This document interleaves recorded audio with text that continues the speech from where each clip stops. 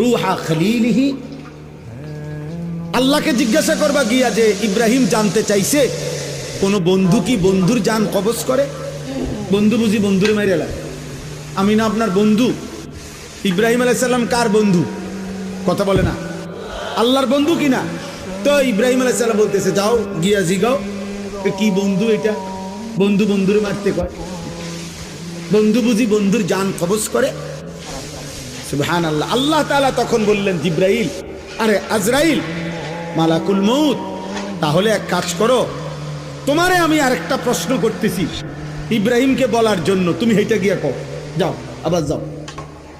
তো মালাকুল মউত এসে এবার ইব্রাহিম আলাইহিস সালামকে বললেন, আপনার কথার জবাবে আল্লাহ তাআলাও একটা প্রশ্ন করছেন, আপনি এটার উত্তর দেন। তো বলছে কি?